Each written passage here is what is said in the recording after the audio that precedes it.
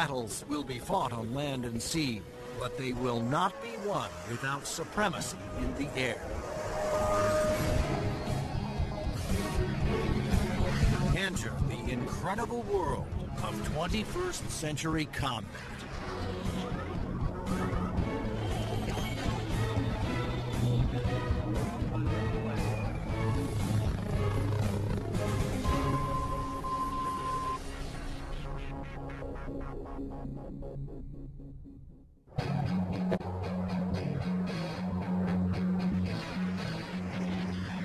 Air power is the dominant strategic force. It's air power that lets you influence events and respond to events quickly. It's air power that lets you fight a war without putting hundreds of thousands of people on the ground. To date, Air Force F-15s have won more than 150 dogfights against enemy fighters without a single loss.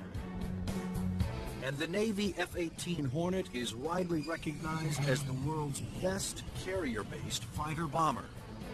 But in the future, neither the F-15 nor the F-18 will be able to survive against deadly enemy anti-aircraft missiles. Surface-to-air missiles, or SAMs, are going to represent the biggest threat. Those very formidable systems developed in Russia or China will have to be taken out of action very quickly in any future conflict. The fighter of the future will need to be stealthy to slip past enemy radar. It must be able to take out anti-aircraft installations. And it must out-dogfight any enemy fighters that get in the way.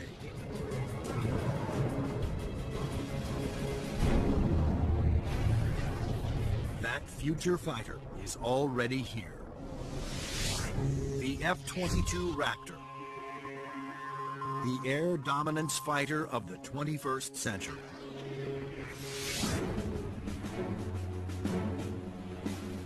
Developed by Lockheed Martin, this advanced tactical fighter has been designed to be the first plane to cross enemy lines, clearing the way for all other forces.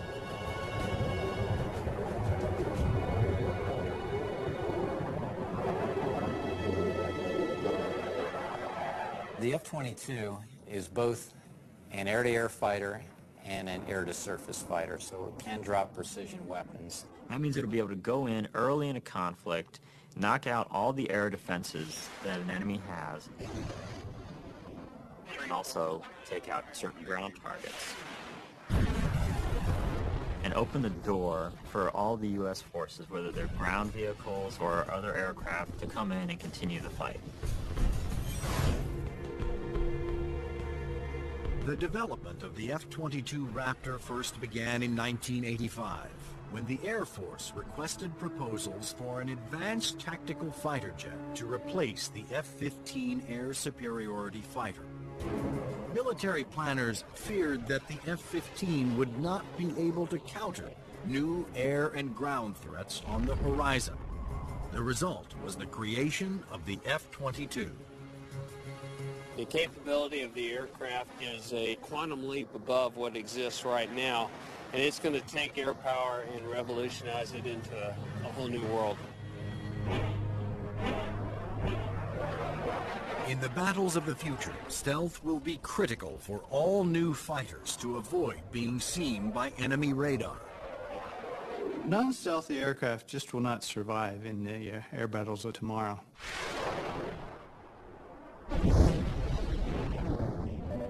Stealth technology was created to counter advances in radar.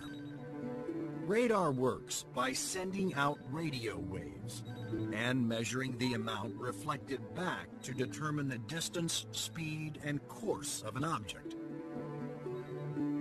But stealth aircraft are designed with surfaces that deflect radio waves away, making them nearly invisible to radar. The world's first stealth production aircraft was the F-117 Nighthawk. The reason that airplane is faceted is a limitation of the computer technology at the time. It's easier to model a finite number of flat surfaces than it is a bunch of curved surfaces. And while the aircraft was a breakthrough at the time, the facets limited the plane aerodynamically.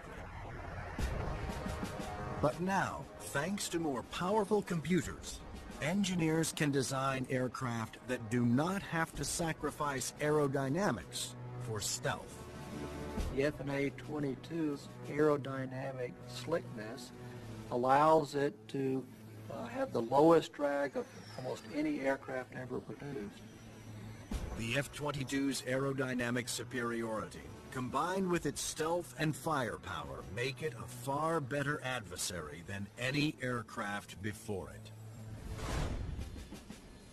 The F-15, which the F-22 will replace, has been a very successful fighter, but it is not stealthy.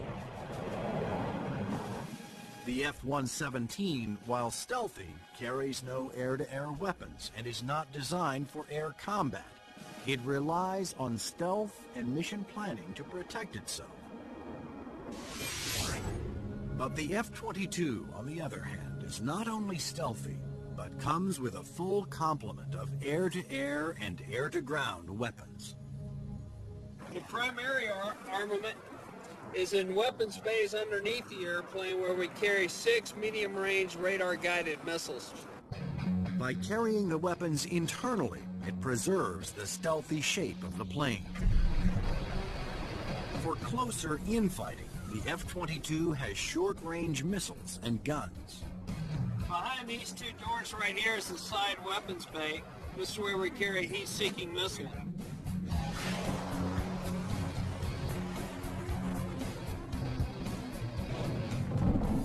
For close-in armament, the Raptor is equipped with the M61A2 cannon. The muzzle is hidden right behind this door right here. It's hidden because of the stealth characteristics of the airplane. The cannon carries 480 rounds and is capable of shooting 100 rounds a second. The F-22's advanced weapons systems will make it a formidable interceptor, as will its unique ability to find enemy aircraft without revealing its own position. When other planes use their radar, they become visible to every other radar system in the area. But that's not the case with the F-22. Perhaps the highest tech part of the airplane is the radome itself. Not only does the radome have to be stealthy, but it has to be able to transmit and receive its own radar signals. How the F-22 radar achieves that remarkable feat is classified. But what is known is that the F-22 can see enemy aircraft at a distance while remaining invisible to them. The first time that the bad guys will really notice an F-22 in the area is when one of them blows up.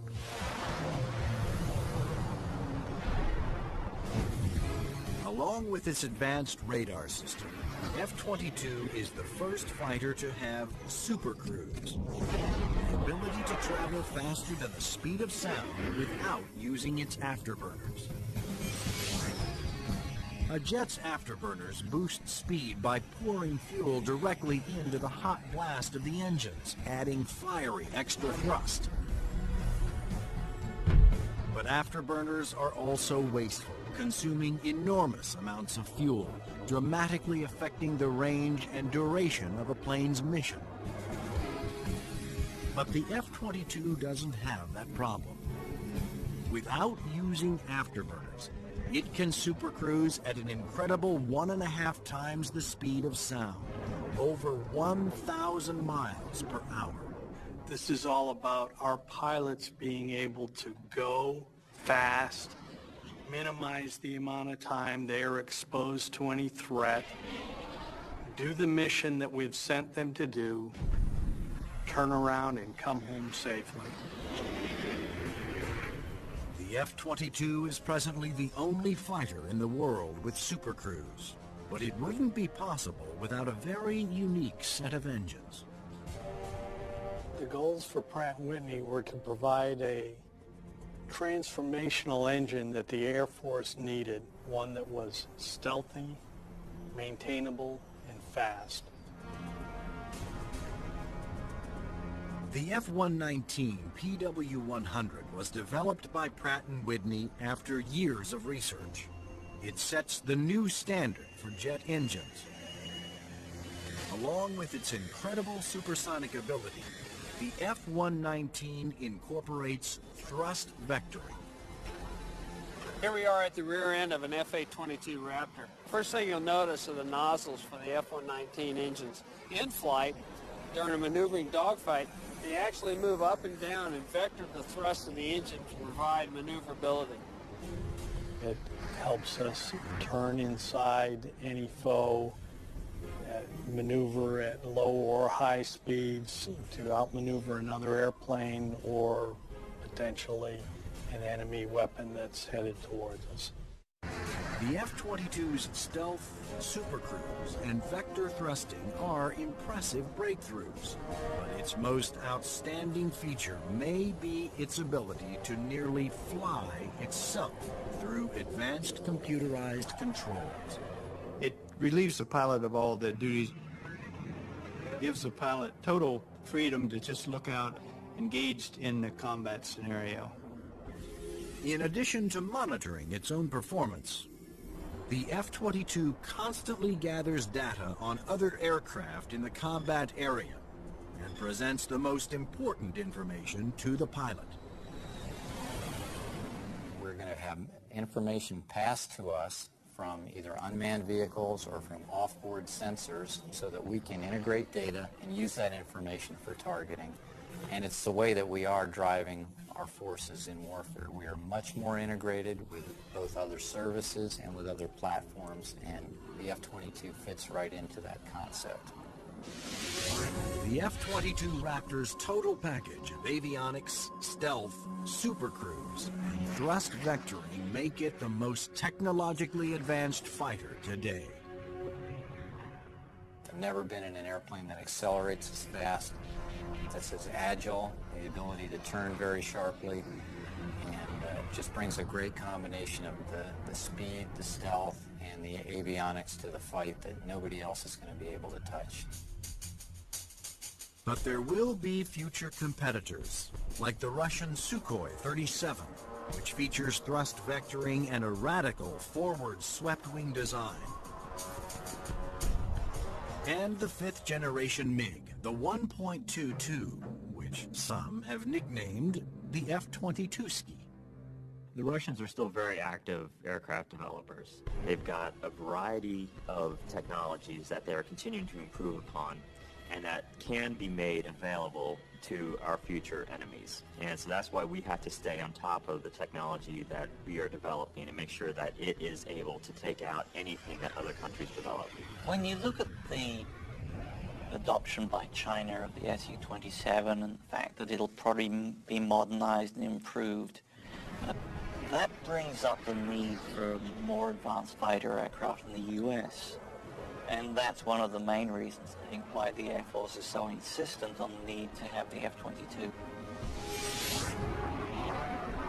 In addition to Russia, other U.S. allies are producing advanced interceptors for export that are superior to the F-15, such as Sweden's JAS-39 Gripen and France's new Rafale. Germany, Italy, and the UK have joined forces to create a Eurofighter, the Typhoon. If these planes fall into unfriendly hands, the U.S. Air Force will need the F-22 to maintain their advantage.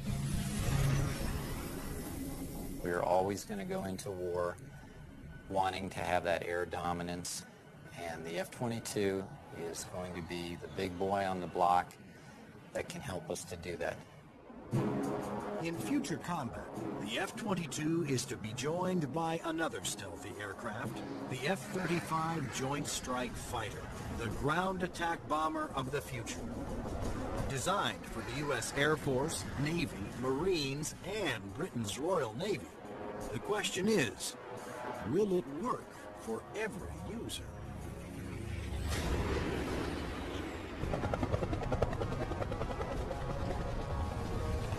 The rules of war have changed, brute force has given way to high tech, and conventional weapons of the past will no longer be effective. In future battles, the F-22 will be the first fighter to cross enemy lines, surgically removing air and ground targets. Next in, the F-35 Joint Strike Fighter, the attack bomber of the future. It will assume the air-to-ground attack role for the U.S. military. The F-35 can carry heavy weapons externally for maximum effect. But when a smaller payload is carried internally, it is nearly as stealthy as the vaunted F-117 Nighthawk.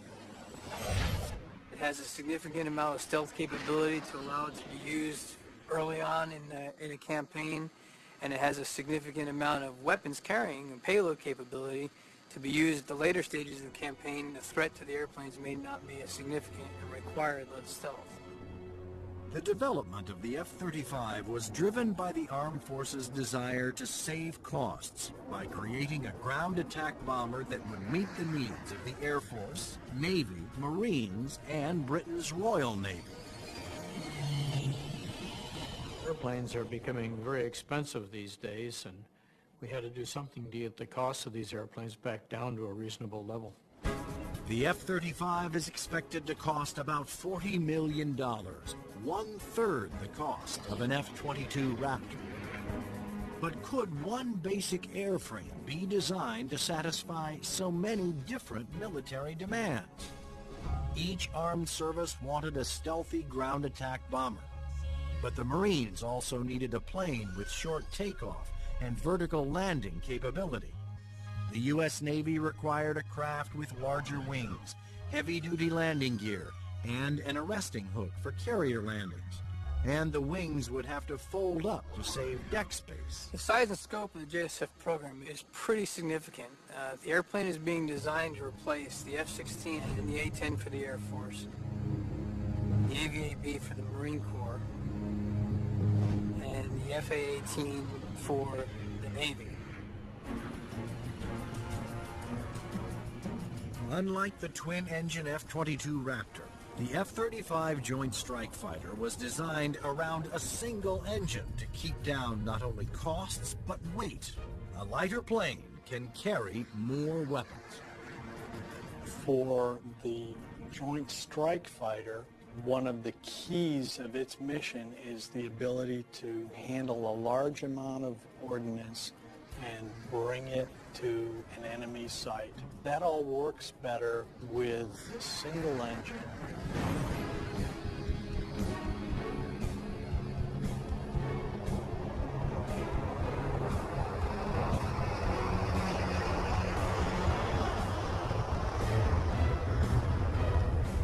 The Air Force version of the Joint Strike Fighter, the F-35A, made its first flight attempt on October 24, 2000. Tom Morgenfeld, who had been a test pilot for the F-22 Raptor, was at the controls. Well, a million things are going through your mind.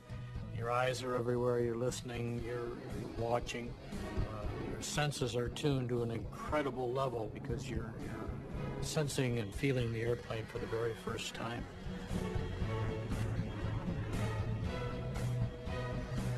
It flies wonderfully. It's definitely a pilot's airplane.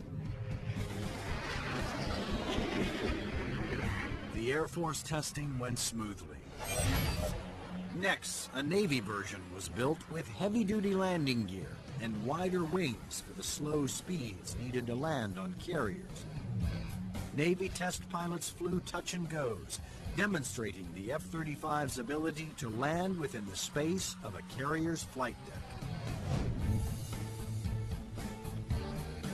But the most difficult challenge still lay ahead for the F-35 program. The Marine Corps needed a version that could perform short takeoffs and vertical landings, STOVL for short.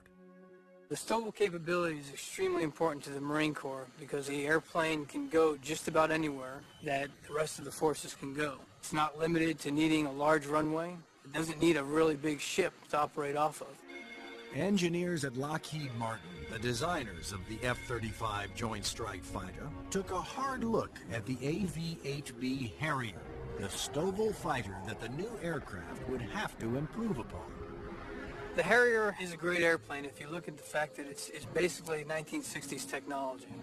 It's achieving all those wondrous STOVL flight sort of maneuvers without the aid of a lot of computers.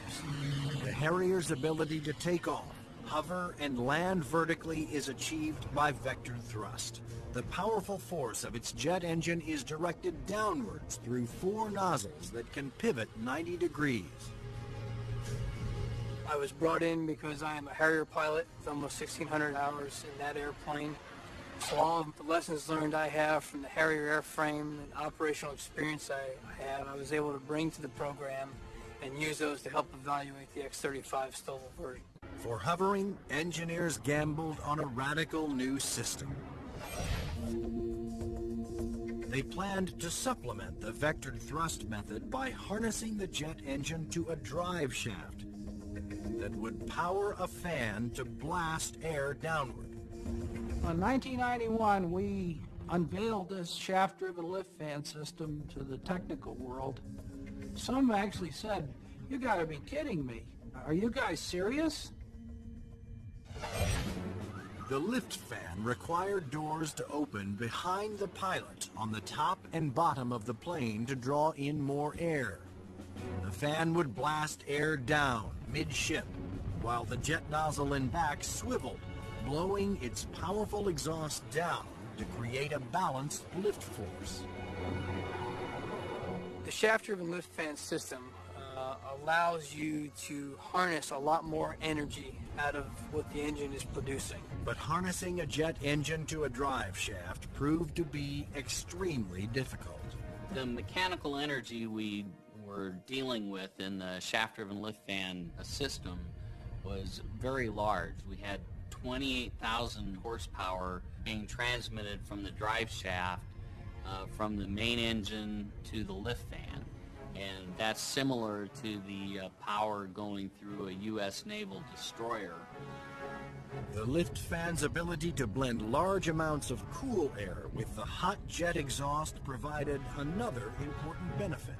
One of the things we learned in JSF was to combine the jet exhaust to get a lower combined temperature than the Harrier. This allowed us to avoid some of the problems with concrete where the concrete would actually burst and explode under the high temperature and high jet exhaust from the Harrier.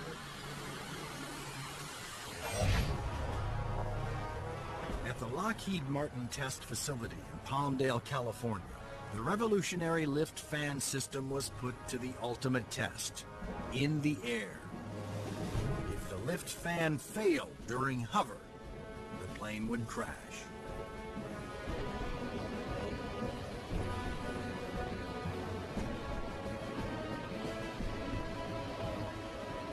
It made its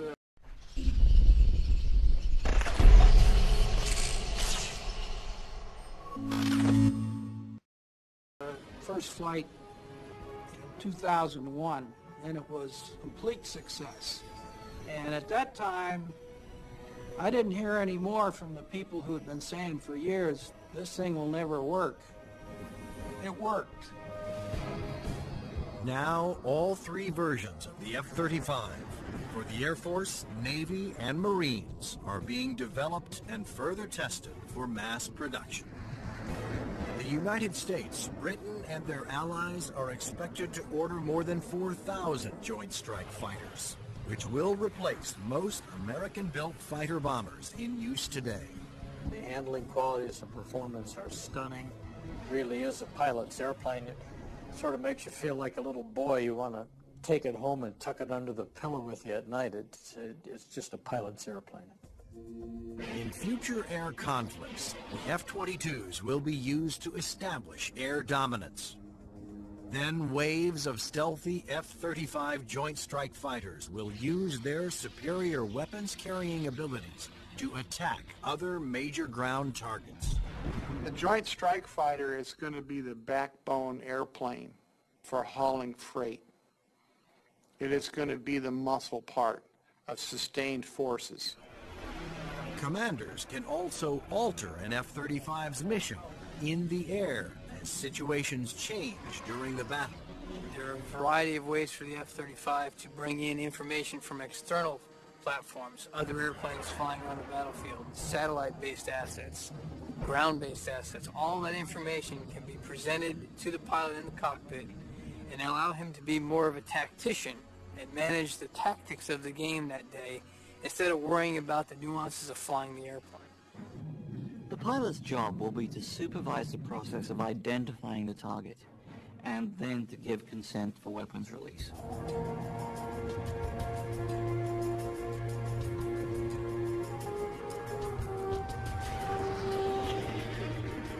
The Joint Strike Fighter will be able to carry a wide range of weapons, to include the heavier weapons such as the 2,000-pound bunker busters and 2,000-pound blast weapons. The Joint Strike Fighter's 1-ton bunker busters and blast bombs will be guided to their targets with pinpoint precision by JDAM tail kits. The Joint Direct Attack Munition, or JDAM, is a kit that can be put on any bomb to give it the brains to know where to go, and the movable tail fins to guide it there. JDAM is a guidance kit that came after Desert Storm. This little round piece on the side there is an inertial navigation clock. Now this clock, instead of measuring seconds, measures feet. If you take the unit and you tell it where it is right now electronically, and then you move it back a foot or you move it up a foot, it measures every centimeter and every distance. The bomb knows the coordinates of where the airplane is, and it also knows the coordinates of where the target is. And when the weapon is released from the airplane, it simply flies from one set of coordinates to the other and does its thing when it gets there. Because a JDAM is directed by GPS, or Global Positioning Satellites, it can hit targets regardless of visibility.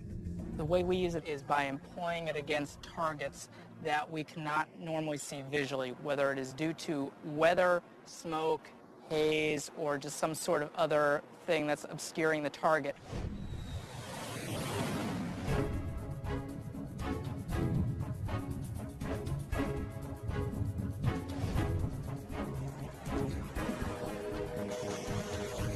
As the JDAM falls, its inertial clock keeps track of its position and signals the tail to make course corrections, directing it to the target.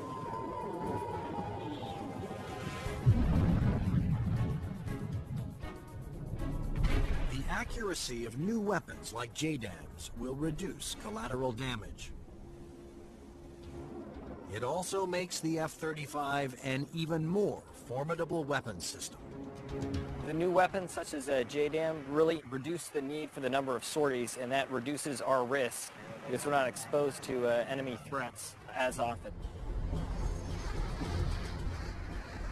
The F-35's combination of advanced weapons, avionics, and stealth will help it ensure its success over the battlefields of the future. U.S. military planners wondered if these same features could be utilized in a helicopter. They wanted a stealth helicopter. But could it be done?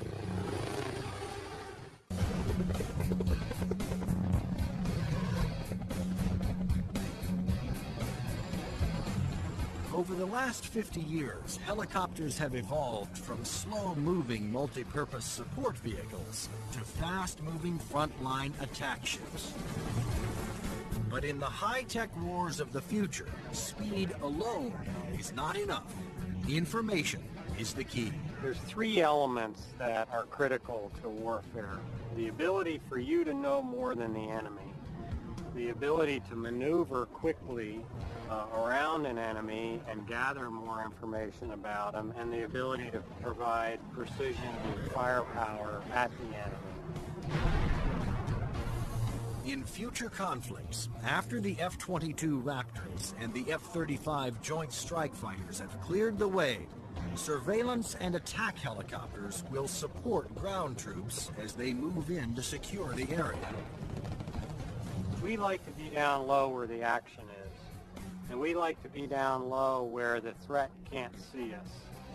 But at such low altitudes, helicopters are vulnerable to a wide assortment of ground-to-air weapons. All the simple systems, the guns, unguided rockets, the surface-to-air missiles, it's got to deal with all of that, and it's got to deal all of it effectively.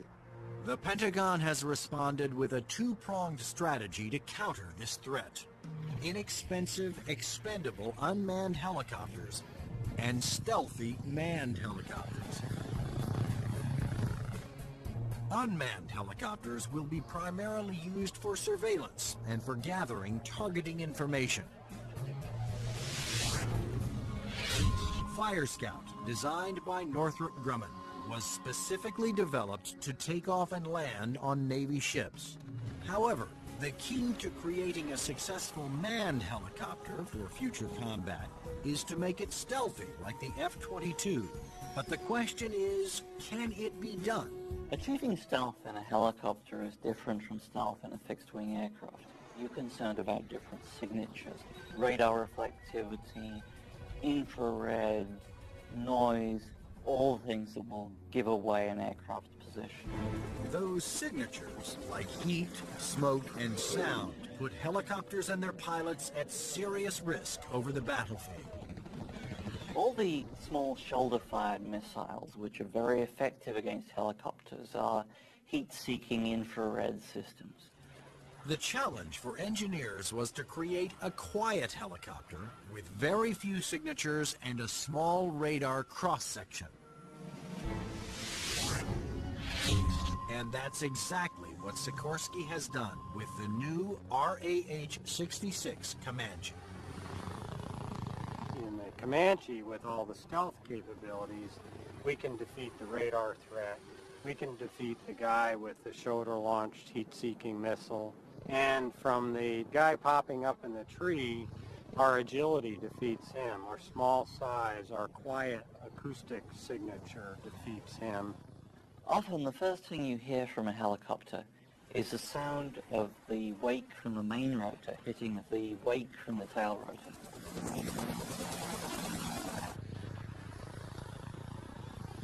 In the Comanche, the fan tail is shrouded, so there is no interaction between the fan blade tips and the main rotor tips, and it's also canted slightly.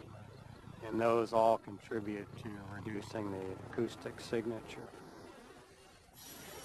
Engineers also experimented with the main rotor to find a quieter design.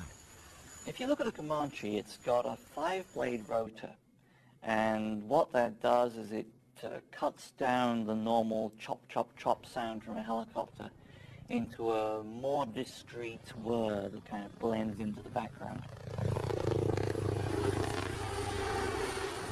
Reducing the heat signature of a helicopter is also essential to making it more survivable. When you look at a Comanche, the first thing you ask yourself is, where's the exhaust? Where does all this hot air get out of the engine? The Comanche's exhaust actually escapes through the tail boom, where it is instantly dispersed by cool air from the rotor. That missile has to have something to home in on, and that's a heat signature. Comanche defeats that by the engine exhaust being mixed with ambient air and cooling it so that there's no longer a heat plume for that missile to home in on. To defeat radar, the Comanche utilized the stealth secrets first developed for the F-117 Nighthawk. There are no radar-reflecting right angles on its outer fuselage, and all weapons are carried internally to help keep its stealthy shape. What's interesting about the helicopter is some of the things that achieve stealth actually make the helicopter better. Things like the retractable landing gear and the retractable weapons bays. That also makes it sleeker and faster. So once you've bought into the stealth part of it, you get other superior attributes. The main role of the Comanche is to give commanders an overview of the battlefield by providing up-to-the-minute information. Comanche is going to be basically their flying cavalryman. It's going to dart in and out, slash and cut, be a reconnaissance vehicle. As Comanche's two pilots gather data, their computer shares that data with other Allied forces. When the Comanche finds the enemy, he's going to kind of direct like a quarterback to apply the firepower to defeat that enemy.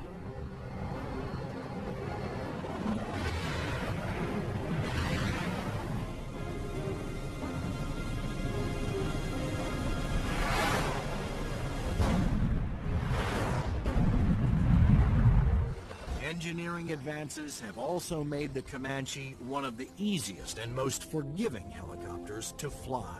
One thing that Comanche brings that other previous generation helicopters can't bring to the table is the pilot can maneuver the Comanche in virtually any axis without fear of exceeding any limits. Although it will be used primarily for reconnaissance, the Comanche will also be armed for self-defense. The Comanche is capable of carrying a wide array of weapons, all the way from guided missiles using a laser guidance system, heat-seeking missiles, which would be more of an air-to-air weapon, or unguided rockets, and also the latest Hellfire is pretty much a fire and forget. In addition, Comanche's pilots can ask Allied aircraft to fire missiles their way, and can then take over and guide those missiles to their targets.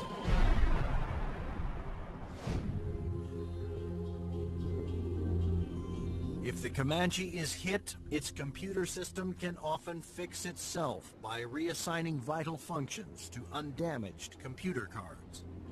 This is where the computer brain of the Comanche is.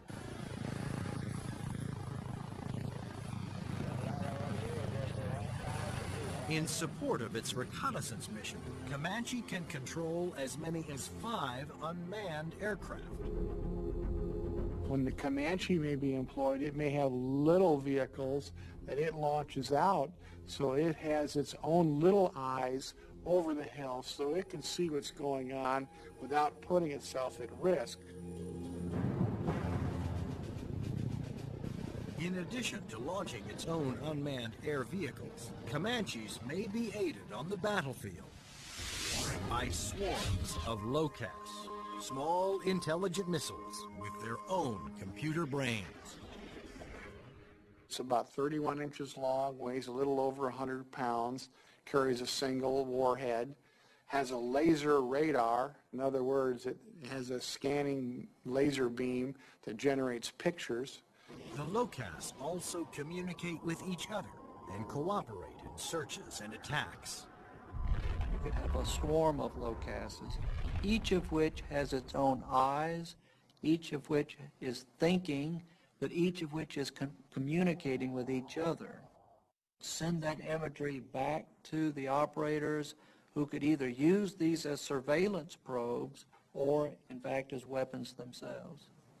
Weapons like LOCAS reflect the trends toward electronically linking all Allied forces and weapons, so that information can be shared and used by all.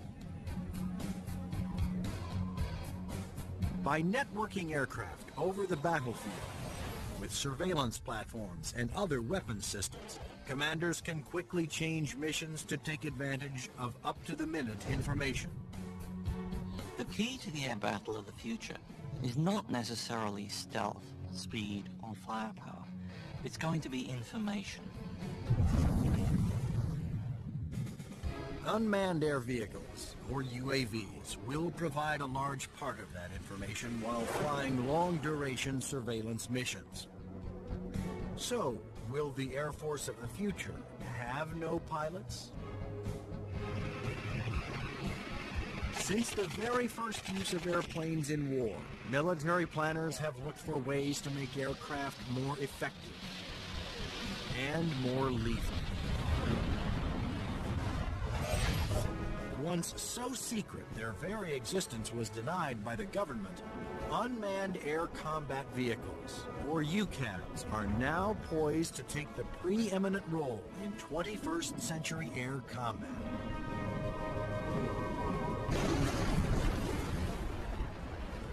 UAVs are certainly going to change air power in the 21st century. You can see it starting to happen today, but what we're looking at now is just the beginning, because there's going to be more of them, and they're going to be better. Unmanned aerial vehicles allow the military to do more with less, to put more aircraft into the air than you otherwise would be able to because of the limited number of pilots that you might have, or where it might be too risky.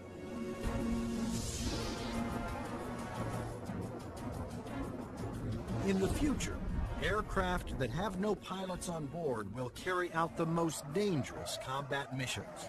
Today, unmanned air vehicles, or UAVs, are already taking over the role of long-duration surveillance. UAVs don't have numbers. You lose a UAV in combat and nobody bats an eyelid.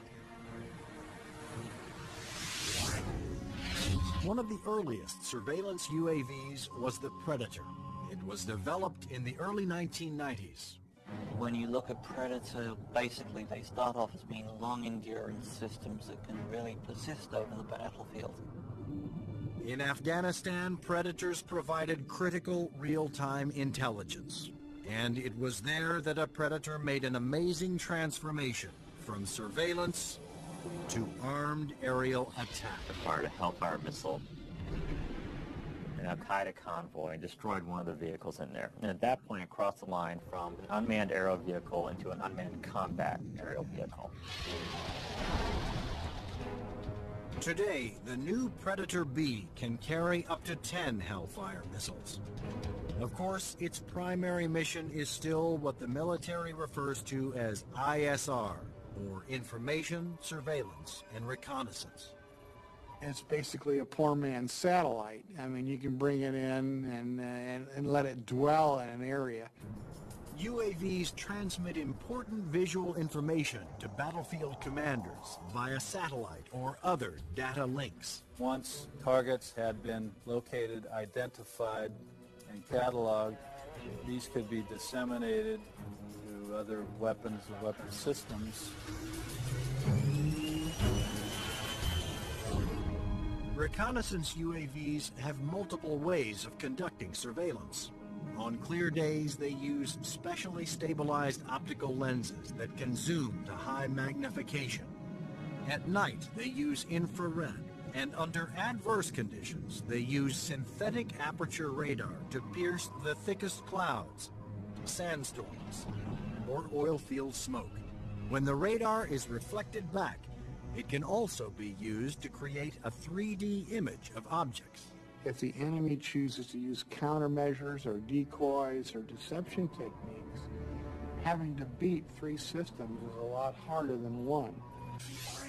The success of the Predator paved the way for the development of an even more advanced high-altitude jet-powered UAV by Northrop Grumman. It's called the Global Hawk, but unlike the Predator, it was designed to take off, fly its pre-programmed mission, and land all on its own, thanks to the GPS, or Global Positioning Satellite System. The Global Hawk is basically a much larger version of the Predator. It has higher altitude capabilities, increased payload. It can carry a lot more sensors, a lot more communication devices, and it can loiter over a battlefield for up to 35 hours. The Global Hawk can stay aloft for a day or more, providing constant near real-time video surveillance over an area the size of Illinois. Predator and Global Hawk give us an up-close view, which is something you can't get from a national asset, which would be a satellite type of thing. Though still in development, the Global Hawk had a dramatic impact during Operation Iraqi Freedom. A single prototype provided information to Allied forces on 55% of all time-sensitive targets, including mobile Scud missile launchers.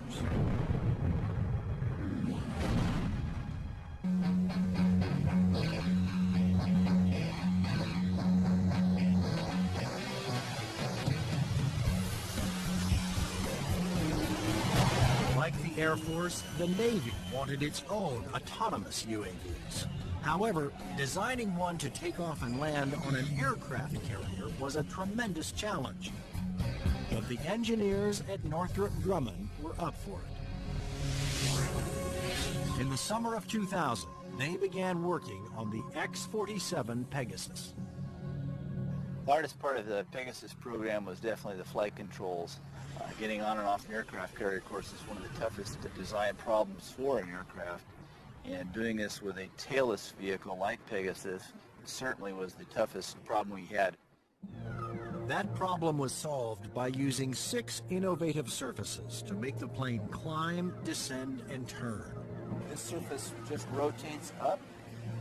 The elevon, of course, both up and down, and then there's another inlay on the lower surface as well. The first flight of Pegasus, the demonstration was very, very successful. It lasted approximately 12 minutes. There was no human in the loop.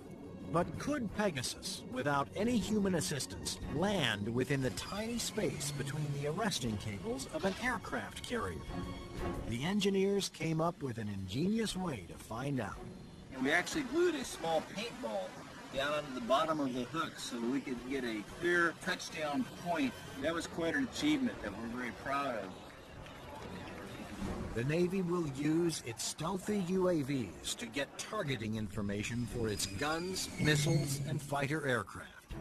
The initial focus has been on information, surveillance, and reconnaissance to provide targeting information to the Navy's strike packages.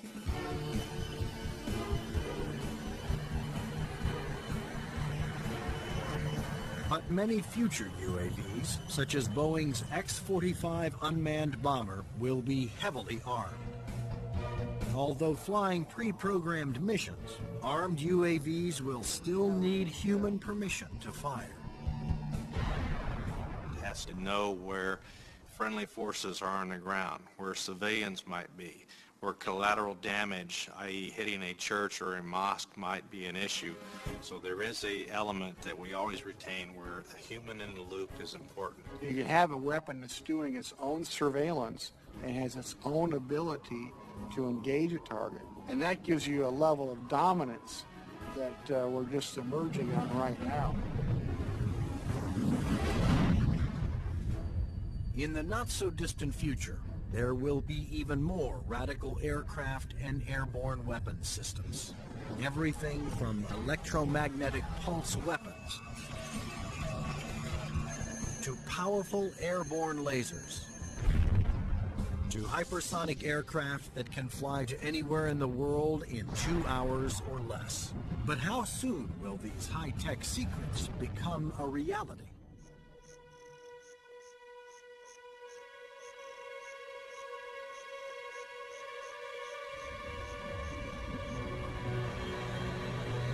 The enigmatic F-117 stealth jet flew in secret for 10 years before its existence was revealed to the public.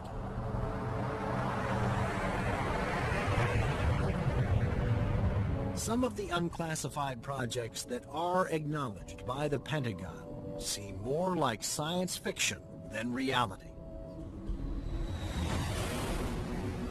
The military is designing a weapon system designed to neutralize an enemy encampment or factory without destroying it and scattering nuclear, biological, or chemical materials. Electromagnetic pulse, or EMP weapons, will blast a highly concentrated magnetic field towards its target, overloading and destroying any electrical components. The small electromagnetic pulse weapons offer some pretty startling capabilities. You can essentially completely destroy an enemy's electronic infrastructure in a very precise way. You can fly over a small facility, only a couple of acres, fire it, and suddenly none of their computers work, none of their weapons work, none of their electronics at all will work. Researchers are also